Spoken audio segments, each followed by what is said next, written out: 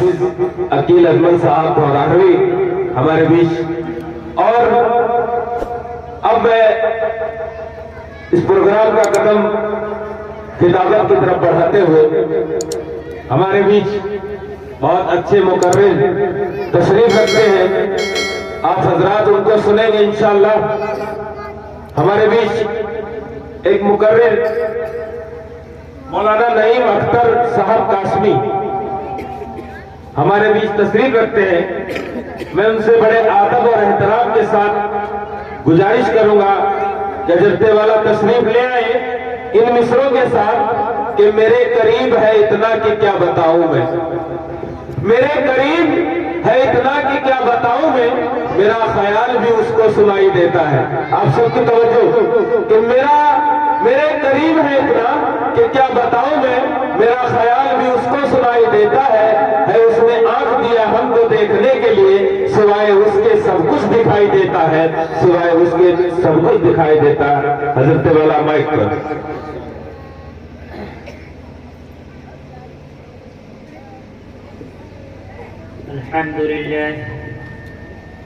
الحمد لله الأكرم الذي خلق الإنسان فكرم وعلمه من البيان ما لم يعلم، فسبحان الذي لا يحصى امتنانه باللسان ولا بالقلم، ونشهد أن لا إله إلا الله وحده لا شريك له، ونشهد أن سيدنا ومولانا محمد أما بعد،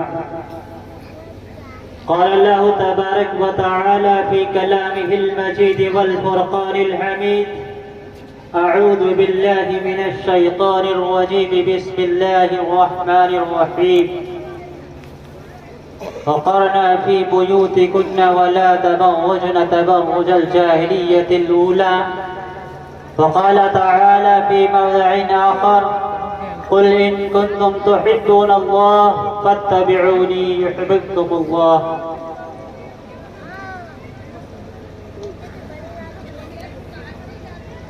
بلندیوں کا مکی جب زمین پر آیا، بلندیوں کا مکی جب زمین پر آیا، ہماری فکر کو پرواز کا ہنر آیا، جلا ملی تیرے آنے سے امن عالم کو، جلا ملی تیرے آنے سے امن عالم کو، رخ حیات کا رنگ اور بھی نکھر آیا، جو تیرے شہر میں پہنچا وہ خوب تر ٹھہرا، جو تیرے شہر میں پہنچا وہ خوب تر ٹھہرا، جو تیرے شہر سے لوٹا وہ خوب تر آیا، جو تیرے شہر سے لوٹا وہ خوب تر آیا، اور مزاج عقل تو زادے سفر کے دھن میں رہا، جنون شوق مدینے کی سیر کر آیا۔ شورہے ہو گئے دنیا سے مسلمان آبود، شورہے ہو گئے دنیا سے مسلمان آبود، ہمیں کہتے ہیں تھے بھی کہیں مسلم موجود، وضع میں تم ہو نصارہ تو تمدن میں ہنود، یہ وہ مسلمان ہے جنہیں دیکھ کے شرمائے یہود، یوں تو سید بھی ہو مرزا بھی ہو افغان بھی ہو، تم سبھی کچھ ہو بتاؤ تو مسلمان بھی ہو۔ سامعین کرام، اللہ رب العزت کا لاکھ لاکھ شکر و احسان ہے کہ اللہ رب العزت نے اس نورانی محفل میں ہم اور آپ کو آنے کی توفیق عنایت فرمائی۔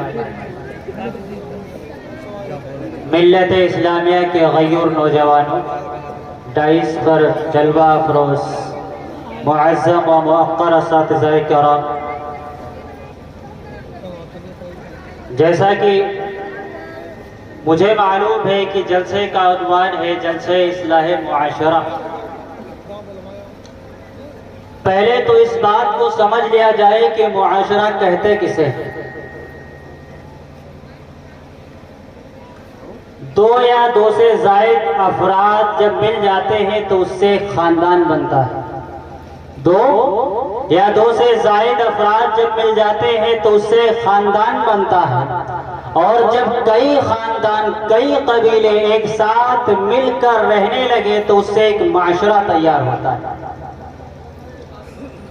اب ہمیں دیکھنا یہ ہے کہ اس معاشرے کے اندر جو خرابی پیدا ہوئی ہے معاشرے کے اندر جو بگاڑ آیا ہے یہ بگاڑ آیا کہاں سے؟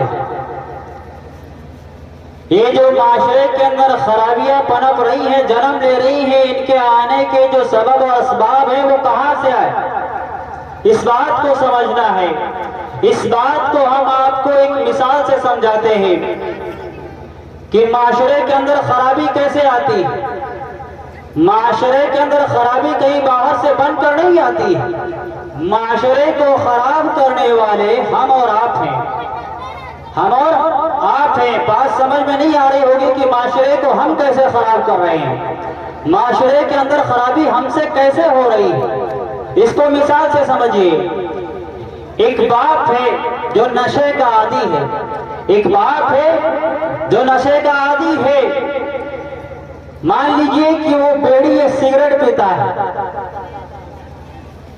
بیڑی یا سگریٹ منگوانے کے لیے پیسے اپنے بچے کو دیتا ہے کہ بیٹا جا کھلا دکان سے ایک بنڈل بیڑی لے کر آ۔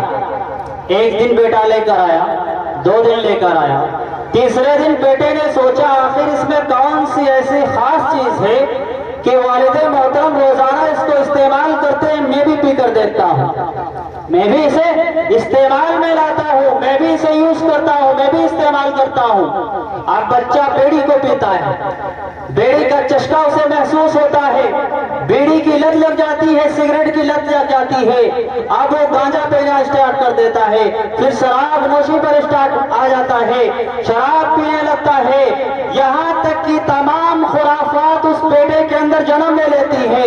اب مجھے میرے عزیزوں بتاؤ، بیٹے کو خراب کس نے کیا؟ بیٹے کو خراب کس نے کیا؟ بیٹے کے اندر جو یہ بری لت لگی کس نے لگائی؟ اس کا ذمہ دار اس کا خود باپ ہے، اس کا ذمہ دار اس کا خود باپ ہے۔ اگر باپ اپنے بیٹے سے نشے کی چیزیں نہ بگواتا تو بیٹا نشے کا عادی نہ ہوتا۔ پتہ ہے چلا کہ باپ نے بیٹے کو بگاڑا، باپ نے بیٹے کو بگاڑا۔ اگر باپ نماز پڑھتا ہے تو بیٹا نماز پڑھتا ہے، اگر باپ عیاشی کرتا ہے تو بیٹا رنڈی باز بنے گا، مکار بنے گا، عیاش بنے گا۔ کیوں؟ باپ کی لت کو دیکھ کر، باپ کی عادت و خصلت کو دیکھ کر بیٹا پنپتا ہے، بیٹا اپنے حالات کو بدلتا ہے۔ اگر باپ صحیح ہے، خاندان صحیح ہے تو بیٹا بھی صحیح ہوگا، اور اگر خاندان غلط ہے، باپ غلط ہے تو بیٹا بھی غلط ہوگا، بیٹا بھی غلط ہوگا۔ آج ہماری ماؤں کی گودوں سے ولی جنم نہیں لے رہے ہیں، ولی جنم نہیں لے رہے ہیں، شراب نوش، جواری، شرابی، مکار قسم کے اولادیں پنپ رہی ہیں۔ وجہ کیا ہے؟ ماؤں کی گودیں خراب ہو گئی۔ وجہ ماؤں کی گودیں خراب ہیں۔ وہ مائیں جو اپنے بچے کو دودھ پلاتی تھی تو قرآن کی آیت پڑھ کر پلاتی تھی، وضو کی حالت میں اپنے بچے کو دودھ پلایا کرتی تھی، اس لیے ان کی گودوں سے ولی پیدا ہوتے تھے۔ آج ہماری ماں اور بہنیں اپنے بیٹوں کو، اپنے بچوں کو، اپنے بچیوں کو دودھ بھی پلاتی ہیں تو ہونٹوں پر فلمی گانے ہوتے ہیں، قرآن کی آیات کے بجائے فلمی ایکٹروں کے نام ہوتے ہیں۔ یہ ہماری ماؤں کا حال ہے۔ میرے عزیزوں، یہ حالات ہم نے بنائے ہیں، یہ حالات ہم نے بنائے ہیں۔ شیخ عبد القادر جیلانی رحمۃ اللہ علیہ کی ذات سے ہر ایک انسان واقف ہے، ہر ایک انسان واقف ہے۔ شیخ عبد القادر جیلانی جب بنگال کی زمین پر دین کی دعوت لے کر گئے، دین کی دعوت لے کر گئے تو وہاں پر جب دین کی تبلیغ کا کام شروع کیا تو 17 لاکھ مسلمانوں نے گناہوں سے توبہ کیا آپ کے ہاتھوں پر، اور 7 لاکھ بے ایمانوں نے آپ کے ہاتھوں پر کلمہ پڑھا، آپ کے ہاتھوں پر کلمہ پڑھا۔ شیخ عبد القادر جیلانی جب بنگال کے دورے سے گھر واپس آئے تو آپ اپنے کمرے میں بجائے اس کے پہلے کی طرح کہ اپنے کمرے میں بیٹھ کر قوم کے لیے دعا کرتے، وہ حجرے سے باہر جاتے صحن میں، صحن سے پھر حجرے میں آتے، باہر آنے جانے کا چکر لگا رہے ہیں۔ ماں نے دیکھا تو سوچا کیا ہوا؟ وہ شیخ عبد القادر جیلانی جو ہمیشہ غمگین رہا کرتا تھا، سوچ میں رہتا تھا، جو اپنے قوم کی فکر کیا کرتا تھا، آج اس کے چہرے پر خوشی کے اثرات نمایاں ہو رہے ہیں، اپنے کمرے اور صحن کا چکر لگا رہا ہے۔ آخر وجہ کیا ہے؟ شیخ عبد القادر جیلانی علیہ الرحمہ کی والدہ محترمہ تشریف لائی اور عرض کیا عبد القادر کیا ہوا؟ آج بڑے خوش نظر آ رہے ہو، آج بڑے خوش نظر آ رہے ہو۔ شیخ عبد القادر جیلانی علیہ رحمہ کہنے لگے اے میری ماں آج خوشی کا مقام ہے، میں بنگلور میں بنگال کی سرزمین پر گیا تھا، دین کی دعوت کی نسبت سے لوگوں کو دین کی دعوت دی، 17 لاکھ مسلمانوں نے میرے ہاتھ پر توبہ کی ہے اور 7 لاکھ بے ایمانوں نے میرے ہاتھ پر کلمہ پڑھا ہے، خوشی کا مقام ہے۔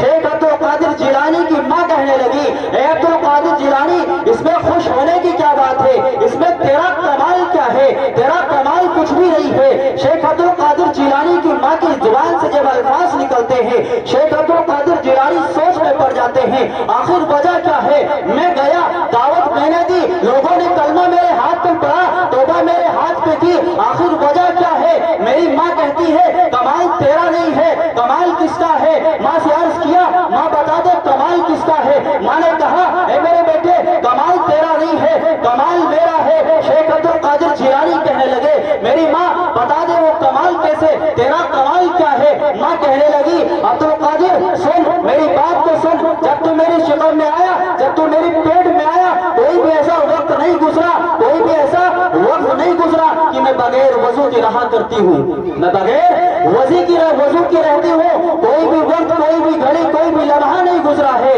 اور جب سے میں پیدا ہوئی بالغ ہونے کے بعد سے لے کر کے پیر کے ناخن سے لے کر سر کے بالوں تک کسی غیر محرم نے نہیں دیکھا، کسی غیر محرم نے نہیں دیکھا۔ اور اس سے آگے بتاتی ہوں اور جب تو پیدا ہوا کوئی بھی وقت ایسا نہیں گزرا ہے، چاہے وہ بارش کا موسم ہو، چاہے وہ گرمی کا موسم ہو، چاہے وہ سردی کا موسم ہو، میں نے وضو نہ کیا ہو اور تجھے دودھ پلا لیا ہو، میں نے وضو نہ کیا ہو اور تجھے دودھ پلا لیا ہو، کوئی ایسا وقت نہیں گزرا ہے۔ شیخ عبد القادر جیلانی رونے لگے اور کہنے لگے اے میری ماں حقیقتاً کمال تیرا ہے، جب تو نے پرہیز کیا ہے، تو نے اتنے پاپڑ بیلے ہیں، تیرا اتنا کمال ہے، اس لیے اللہ نے مجھے اس لائق بنایا ہے۔ تو میری بہنوں وقت ہے، ضرورت ہے اس بات کی کہ اپنے گودوں کو سنوارو، اپنے گودوں کو جب سنوار لو گی انشاءاللہ العزیز مائیں جو آج تم ہو وہ پہلے تھی لیکن حالات ان کے کچھ اور تھے، ہمارے کچھ اور ہیں، ہماری زبان پر فلمی گانا ہے، ان کی زبان پر قرآن کی آیتیں ہوا کرتی تھی۔ تو میری بہنوں ضرورت ہے اپنے آپ کو سنوارنے کی۔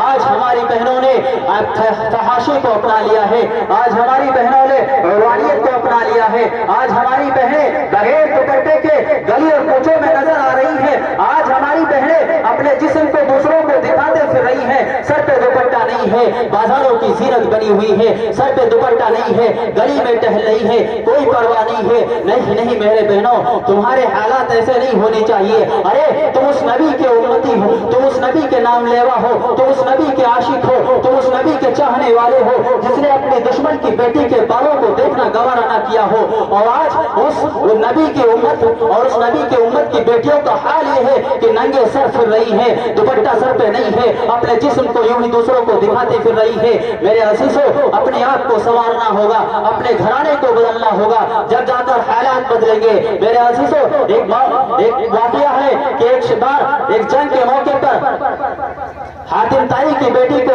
گرفتار کر کے لایا گیا، حاتم طائی کی بیٹی کو گرفتار کر کے لایا گیا۔ اللہ کے نبی صلی اللہ علیہ وسلم جب تشریف لائے تو کیا دیکھتے ہیں حاتم طائی کے بیٹی کے سر کے بال 1 یا 2 بال نظر آ رہے ہیں، کتنے 1 یا 2 بال نظر آ رہے ہیں۔ اللہ کے نبی صلی اللہ علیہ وسلم نے اپنی چادر اتاری، وہ چادر جسے قرآن نے مدثر اور مزمل کہہ کر پکارا ہے، وہ چادر جس کو فرشتے چھونے کے لیے قطار اندر قطار آ رہے ہوں، وہ چادر جسے چھونے کے لیے فرشتے تمنا، جسے چھونے کے لیے صحابہ آرزو لیے قطار میں کھڑے ہو، جسے چھونے کے لیے صحابہ ایک دل کے اندر تمنا ہو صحابہ کے اندر کاش محمد کی چادر مجھے لگ جاتی، ایسی مقدس چادر اٹھائی اپنے جسم سے اور حضرت عمر کو حکم دیا کہ عمر اس چادر کو لے جا کر کے حاتم طائی کی بیٹی کے سر پہ ڈال دو۔ حضرت عمر کہنے لگے یہ اللہ کے نبی یہ آپ کی مقدس چادر جس کی تعریف رب کائنات کر رہا ہو، قرآن کے اندر مزمل اور مدثر کر رہا ہو، جسے فرشتے چھونے کے لیے قطار اندر قطار آ رہے ہوں، صحابہ جس کو چھونے کے لیے تمنائیں اپنے دل میں رکھتے ہوں، ایسی مقدس چادر دشمن کی بیٹی پر ڈال دی جائے۔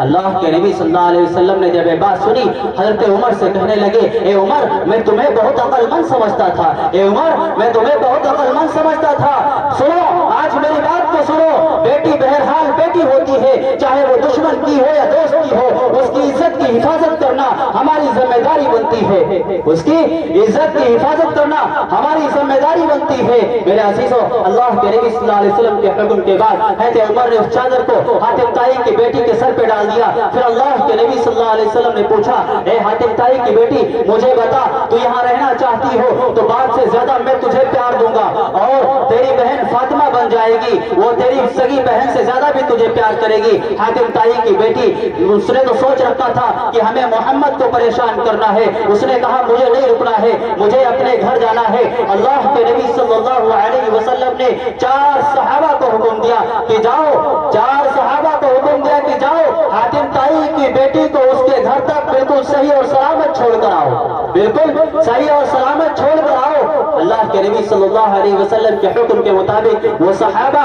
حاتم طائی کی بیٹی کو لے کر اس کے گھر تک پہنچتے ہیں، گھر کے پاس سے پہنچتے ہیں، حاتم طائی کی بیٹی دروازے کے پاس جاتی ہے، کنڈی کھڑکاتی ہے، گھر سے عدی ابن حاتم نکلتا ہے، حاتم طائی کا بیٹا نکلتا ہے۔ جب 4 صحابہ کو اپنی بہن کے ساتھ دیکھتا ہے غصے میں آ جاتا ہے اور کہنے لگتا ہے تجھے ان کے ساتھ آنے کی کیا ضرورت تھی، تو اکیلے چلی آتی طرح چلے آتی، آخر تجھے ان کے ساتھ آنے کی کیا ضرورت تھی۔ میرے عزیزو یہ بات جب عدی ابن حاتم کی زبان سے نکلتے ہیں بہن جا کر منہ پر ہاتھ رکھ لیتی ہے اور کہتی ہے بھائی اب کہا تو کہا، اس کے بعد نہ کہنا، نبی کے دربار سے لے کر میرے گھر تک آنے میں 3 دن لگتے ہیں، 3 دن اور 3 راتیں لگی ہیں، اور 3 دن 3 رات برابر 4 نبی کے عاشق میرے ساتھ آئے ہیں، انہوں نے راستے میں وضو بھی کیا ہے، نماز بھی پڑھی ہے، لیکن خدا گواہ ہے کہ ان 3 دن اور 3 راتوں میں نبی کے یہ 4 یار نہ تو مجھے دیکھا ہے نہ میں نے انہیں دیکھا، اتنے پردے کے ساتھ مجھے چھوڑ لے آئے۔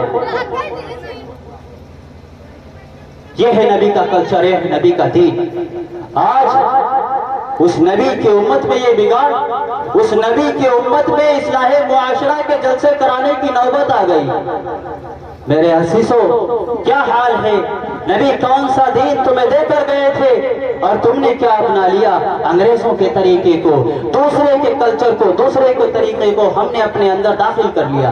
یہ ہمارا رویہ ہو گیا میرے عزیزو۔ نہیں، ضرورت ہے اسلام کے کلچر کو اپنانے کی، ضرورت ہے قوانین اسلام کو اپنے اندر داخل کرنے کی، ضرورت ہے نبی کے حدیث کے مطابق عمل کرنے کی۔ یاد رکھو اگر نبی کے طریقے کو، نبی کے دین کو تم نے چھوڑ دیا، نبی کی سنتوں کو تم نے قدر نہ کی، نبی کی سنتوں کو اگر تم نے قدموں تلے رام دیا تو یاد رکھو میرے عزیزو تمہاری بربادی لازم ہے، تمہیں بچانے والا کوئی نہیں ہے۔ اور اگر نبی کے طریقے کو اپنا لیا، نبی کے لائے ہوئے دین کو تم نے اپنا لیا، نبی کی ایک سنت کو تم نے اپنا لیا، نبی کے سچے عاشق بن جاؤ گے تو دنیا کی کوئی طاقت نہیں ہے جو تمہیں مٹا سکے، دنیا کی کوئی طاقت نہیں ہے جو تم پر آنکھ اٹھا سکے، دنیا کی کوئی طاقت نہیں ہے جو تم پر انگلی اٹھا سکے۔ شرط یہ ہے کہ تم نبی کے سچے عاشق ہو جاؤ، دین سے پورے کے پورے لگ جاؤ۔ اقبال کہتا ہے محمد سے محبت دین حق کی شرط اول ہے، محمد سے محبت دین حق کی شرط اول ہے،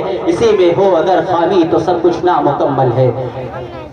سب سے پہلے ہمیں نبی سے محبت کرنی ہوگی، نبی کے لائے ہوئے دین سے محبت کرنی ہوگی، اور جب ہم نبی کے دین سے محبت کر لیں گے، نبی کی سنت کو اپنا لیں گے تو پتہ چل جائے گا کہ ہمارا مقام کیا ہے، ہمارا مرتبہ کیا ہے۔ تم تو وہ ہو کہ لوگ تمہاری مثالیں دیا کرتے تھے، تم تو وہ ہو لوگ جب باہر جایا کرتے تھے تو اپنی بیٹیوں کو تمہارے گھر پہ رکھ دیا کرتے تھے کہ میری بیٹی مسلمان کے گھر میں محفوظ رہے گی۔ آج تمہارا نام لے کر تمہیں بدنام کیا جا رہا ہے کہ مسلمانوں کے اندر سے جو چیز تھی، نبی کی جو حدیث تھی، نبی کی جو سنت تھی، مسلمانوں نے اسے چھوڑ دیا ہے۔ اب مسلمان بے ایمان ہو چکا ہے، اب مسلمان بالکل مکار ہو چکا ہے، اب مسلمان عیاش ہو چکا ہے۔ میرے عزیزو آج تمہارا نام لے کر تمہیں بدنام کیا जा रहा है, जबकि कल तुम्हारी मिसालें दिया जाया करती थी। तो मेरे अजीजों, अगर चाहते हो आज के वक्त में भी तुम्हारी मिसालें दी जाए, आज के वक्त में तुम मिसाल बन जाओ, तो मेरे अजीजों जरूरत है नबी के दीन को फॉलो करने की, नबी के दीन को अपनाने की, नबी के दीन को लाए हुए दीन से मोहब्बत करने की। मेरे अजीजों, हमने देखा माशरे के अंदर हमने इतनी खराबियां देखी है, किन किन खराबियां को बयान किया जाए। इतनी खराबियों ने जन्म ले लिया है, कहीं पर देखो तो बेटा बाप से नाराज है, तो कहीं पर देखो बाप बेटे से नाराज है, तो कहीं पर देखो बूढ़ी माँ को धक्के मारे जा रहे हैं, तो कहीं पर देखो मेरे अजीजों किसी के मुसलमान के हक को दबाया जा रहा है, कहीं पर देखो तो पड़ोसी महफूज नहीं है, पड़ोसी को सताया जा रहा है। मेरे अजीजों, पड़ोसी इतनी कीमती चीज है। अल्लाह के नबी सल्लल्लाहु अलैहि वसल्लम के दरबार में एक शिकायत आई। अल्लाह के नबी सल्लल्लाहु अलैहि वसल्लम से कुछ लोगों ने आकर कहा, अल्लाह के नबी, मेरी एक पड़ोसन है जो 5 वक्त की नमाज पढ़ती है, रोजा रखती है, सदका तो खैरात करती है, लेकिन उसकी जुबान से मैं महफूज नहीं हूँ, यानी उसका पड़ोसी महफूज नहीं है। मेरे अजीजों, अल्लाह के नबी सल्लल्लाहु अलैहि वसल्लम का फतवा सुनिए और अपने पड़ोसियों को परेशान करना छोड़ दीजिए। अल्लाह के नबी सल्लल्लाहु अलैहि वसल्लम ने ये बात सुनी कि 5 वक्त की नमाज पढ़ती है, रोजे भी रखती है, सदका तो खैरात भी करती है, लेकिन अल्लाह के नबी सल्लल्लाहु अलैहि वसल्लम ने जब ये बात सुनी कि इसका जुबान से इसका पड़ोसी महफूज नहीं है, अल्लाह के नबी सल्लल्लाहु अलैहि वसल्लम फरमाया, अला वहिया फिन्नार, इसका ठिकाना जहन्नम है। मेरे अजीजों, 5 वक्त की नमाजें एक तरफ, उसके रोजे एक तरफ, सदका तो खैरात एक तरफ, लेकिन पड़ोसियों को सताना उसे जहन्नम में ले जा रहा है। मेरे अजीजों, अपने पड़ोसियों को सताना छोड़ दो। अब मेरे अजीजों बताओ, जो पड़ोसी को परेशान करे उसका ठिकाना जहन्नम है, और जो माँ को ठोकरे मारकर घर से बाहर निकाल दे मेरे अजीजों, उसका ठिकाना क्या होगा? उसका ठिकाना क्या होगा? मेरे अजीजों, हजरत मूसा अलैहिस्सलाम ने अल्लाह से दुआ की, ए अल्लाह मुझे बता जन्नत में मेरा साथी कौन होगा, मैं जन्नत में मेरा साथी कौन होगा। मेरे अजीजों, माँ बाप को परेशान करने वाले सुनो, हजरत मूसा अलैहिस्सलाम का ये वाकया सुनो, और अपने माँ बाप को अगर तुमने दिल तोड़ा है, माँ बाप को अगर तुमने ठुकराया है, वाकया सुनना और वाकये से सबक लेना, और अपने माँ बाप को अगर तुमने घर से बाहर निकाल दिया है तो घर के अंदर दाखिल कर लेना, उनके इज्जत और अजमत के वकार को समझना। मेरे अजीजों, हज़रत मूसा अलैहिस्सलाम ने अल्लाह से पूछा, अल्लाह बता जन्नत में मेरा साथी कौन होगा? अल्लाह ने फरमाया, जन्नत में तेरा साथी एक कसाई होगा, एक गोश्त काटने वाला होगा। हजरत मूसा अलैहिस्सलाम सोच में पड़ गए, मैं नबी और जन्नत में मेरा साथी एक गोश्त काटने वाला, एक कस्साब, ये कैसे हो सकता है? मेरे अजीजों, अल्लाह ने हुक्म दिया कि जाओ तुम मिस्र की गलियों को छानो और तलाश करो वो कौन सा कसाई है जो जन्नत में तेरा साथी होगा। हज़रत मूसा अलैहिस्सलाम जाते हैं, बाजार का चक्कर लगा रहे हैं, कोई इंसान नजर नहीं आ रहा है। एक कसाई के हालात को देखा, एक कसाई गोश्त काट रहा है, और गोश्त काटते काटते एक नरम टुकड़ा जो आता है उसको अलग कर लेता है, एक लिफाफे में रख लेता है, फिर ग्राहकों से गोश्त फरोख्त कर रहा है, बेचता चला जा रहा है, थोड़े थोड़े टुकड़े बचा कर रख रहा है। हज़रत मूसा अलैहिस्सलाम का उसका अंदाज कुछ अलग लगा सारे कसाईयों से, उसकी दुकान पे खड़े हो गए, ये सारा वाकया देखते रहे। शाम का वक्त होता है, कसाई दुकान को बंद कर देता है, और जो टुकड़े निकाल कर रखते थे उसको एक कपड़े में करता है, एक लिफाफे में करता है, उसको लेकर चल देता है। हज़रत मूसा अलैहिस्सलाम उस कसाई के पीछे पीछे चलते हैं, और पीछे पीछे जाकर के जब कसाई अपने घर के पास पहुंचता है, हज़रत मूसा अलैहिस्सलाम ने देखा कि वो कसाई अपने घर के अंदर दाखिल हो गया, वो कसाई अपने घर के अंदर दाखिल हो गया। हज़रत मूसा अलैहिस्सलाम ने सारा वाकया देख रहे हैं। वो कसाई जब घर के अंदर दाखिल होता है तो सबसे पहले उसने अपने बेटे पर नजर दौड़ाई, लेकिन बेटे की खैरियत ना मालूम की। बीवी को देखा, लेकिन बीवी की खैरियत और उसके हालात को मालूम ना किया। किचन चले गए, खाना बनाने का जो घर था उस खाना बावर्ची घर में चले गए। बावर्ची घर में जाते हैं, वो जो गोश्त के टुकड़े लेकर आए थे उनको छोटा छोटा बारीक करते हैं, काटने के बाद सालन तैयार करते हैं, अपने हाथ से रोटियां तैयार करते हैं। रोटियां तैयार करने के बाद उसको एक प्लेट में सजाते हैं, एक प्लेट में लगाते हैं, और एक बूढ़े ढांचे के पास पहुंचते हैं, इशारे से उसको बिठाते हैं, और बिठाने के बाद अपने हाथों से वो जो सालन तैयार किया था, जो रोटियां बनाई थी, उनको उस बूढ़े ढांचे के हलक में उतार रहे हैं, खिलाते जा रहे हैं। वो बूढ़ा ढांचा जब खा चुकता اس کا پیٹ بھر جاتا ہے، منع کرتا ہے، لیکن میرے عزیزو حضرت موسیٰ وہ قصائی حضرت موسیٰ علیہ السلام میں سارا واقعہ دیکھ رہے ہیں۔ وہ قصائی برابر ایسے حالات کر رہا ہے، ماں نے جب زیادہ منع کیا، اس بوڑھے ڈھانچے نے جب زیادہ منع کیا، وہ قصائی مان گیا، وہ قصائی مان گیا اور ماں کو لٹا دیا، ماں کو لٹا دیا۔ لٹانے کے بعد زبان سے اس بوڑھے ڈھانچے سے کچھ الفاظ نکلتے ہیں، وہ الفاظ حضرت موسیٰ علیہ السلام کو سنائی نہیں دیتے ہیں۔ حضرت موسیٰ علیہ السلام فوراً اس قصائی سے معلوم کرتے ہیں، اے میرے بھائی بتا، اے میرے بھائی بتا، یہ بوڑھا ڈھانچہ کون ہے، یہ بوڑھا ڈھانچہ کون ہے؟ حضرت موسیٰ علیہ السلام کے سوال پر اس قصائی نے بتایا، یہ بوڑھا ڈھانچہ میری ماں ہے، یہ بوڑھا ڈھانچہ میری ماں ہے۔ حضرت موسیٰ علیہ السلام نے کہا، بات سمجھ میں آ گئی، بوڑھا ڈھانچہ جو ہے وہ تیری ماں ہے، لیکن میں نے کچھ آواز سنی تھی، بھنبھناہٹ کی آواز آئی تھی، جب تم نے اپنی ماں کو کھلا کر گایا تھا تو تیری ماں نے کچھ کہا تھا، وہ الفاظ کیا تھے میرے عزیزو؟ وہ قصائی کہنے لگا، وہ الفاظ یہ تھے، کیا بتاؤں، جب بھی میں اپنی ماں کو کھانا کھلاتا ہوں، کھانا کھلانے کے بعد جب آرام کرنے کے لیے اسے بستر پر لٹاتا ہوں تو میری ماں دعا کرتی ہے، اے خدا میرے اس بیٹے کو جنت میں موسیٰ کا ساتھی بنانا۔ کہاں میں اور کہاں موسیٰ نبی، ہمارا اور ان کا جنت میں ساتھ کیسے ہو سکتا ہے، کیسے ہو سکتا ہے؟ حضرت موسیٰ علیہ السلام جب یہ بات سنتے ہیں کہنے لگتے ہیں، اے بھائی تو خوش ہو جا، جنت میں تجھے اللہ نے میرا ساتھی بنا دیا، جنت میں اللہ نے تجھے میرا ساتھی بنا دیا ہے۔ تو میرے عزیزو ماں کی دعا اللہ کے دربار میں فوراً قبول ہوتی ہے۔ جس طریقے سے ماں کی دعا قبول ہوتی ہے اسی طریقے سے ماں کی بددعا بھی قبول ہو سکتی ہے۔ میرے عزیزو اللہ کے عذاب سے ڈرو اور ماں کی بددعا سے بچو، دعا کرو میرے عزیزو، اللہ رب العزت ہمیں صحیح سمجھ عطا فرمائے۔ میں تو صرف مجمع کو جوڑنے کے لیے آیا تھا، ہمارے استاد محترم اور ہمارے معظم اور موقر مقرر تشریف فرما ہے، جناب حضرت مولانا مفتی محمد طارق صاحب قاسمی دامت برکاتہم عالیہ بھی تشریف فرما ہے، استاد محترم حضرت مولانا سید صاحب بھی تشریف فرما ہے۔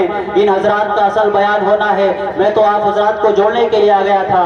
اللہ رب العزت سے دعا ہے کہ اللہ رب العزت ہم اور آپ کو کہنے اور سننے سے زائد عمل کرنے کی توفیق عطا فرمائے۔ وما علینا الا البلاغ۔